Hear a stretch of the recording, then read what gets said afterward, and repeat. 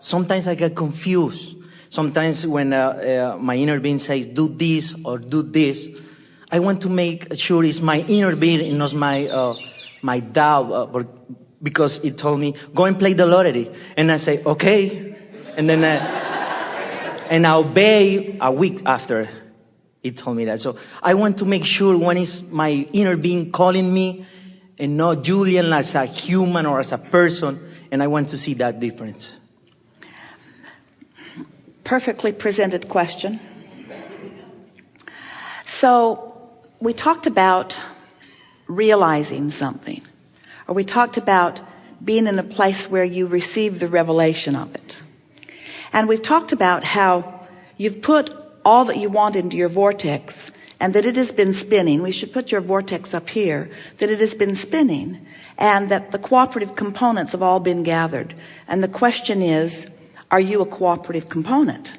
So if you're in the vicinity of that high-flying source energy, source-involved vortex, if you're in the vicinity of that and you get an impulse and you follow it, the impulse is always the right one. But let's talk about the other grid discs, the other points of attraction. In other words, if you're spinning here and you get an impulse to do something, and the impulse comes sort of out of nowhere, so your assumption is, oh, my inner being is telling me this, when all that's happened is that you've gathered momentum that has influenced you to an action. And it feels like sometimes people will say, the devil made me do it. And of course, they're playing when they say that. But there are people who really believe that they are being encouraged from a negative place because they didn't believe that they would do that. And we say, where you are, the disc that you choose and the momentum that you get going is what equals that faster and faster momentum and that impulse to act. There are a lot of impulses that come that are not inspired from pure positive energy, but they're inspired from something. So what is it? What are they inspired from? They're inspired from the momentum of law of attraction. You see, every thought that man has ever thought still exists. And those thoughts are being managed by law of attraction. So there are rivers and streams of them. So when you get hold of a thought and you beat the drum of it for a little while, so you get some momentum going, you can be swept up into that. And it feels like it's something bigger than you that is calling you, because it is something bigger than you. That's why the man talking to Esther is so certain that there is a Satan. There certainly must be something that will offer me bad information. And we say, of course, there are rivers and streams of that. You get to choose what vibrational disc you are on.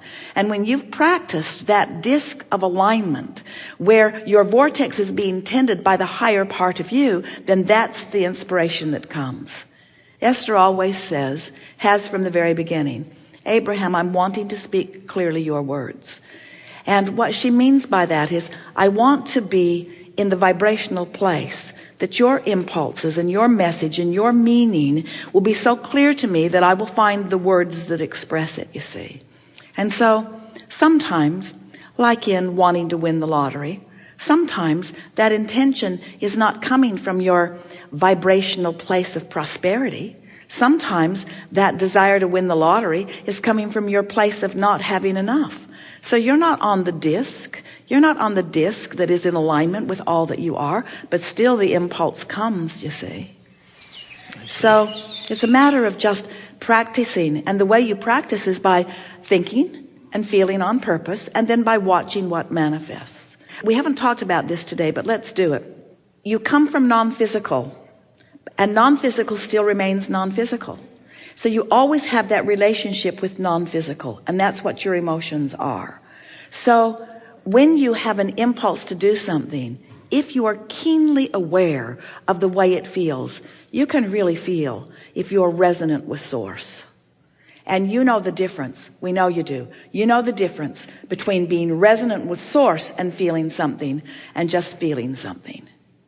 You know the difference. Yes. Yeah. I know the difference. Yeah. All right.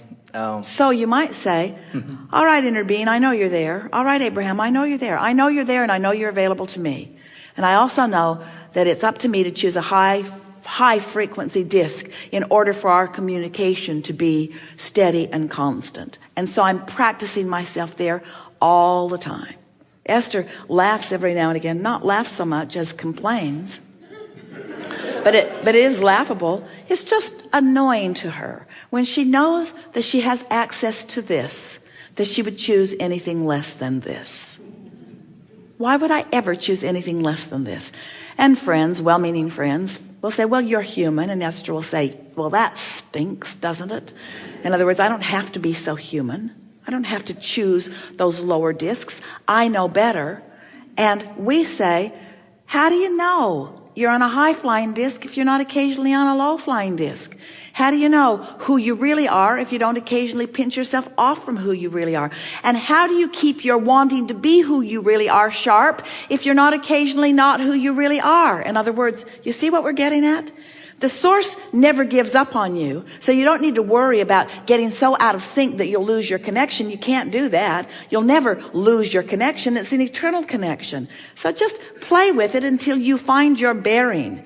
The wire walker is not out there on that wire just holding steady. He'd fall in Niagara Falls immediately if that's what he is doing. He's moving, he's flexing, he's moving with the wind, he's compensating for what's going on around him. He's finding his balance constantly, and sometimes it's so subtle you can't see it, and sometimes it's not so subtle and you can see it, but he's always seeking balance, and that's what you're doing too.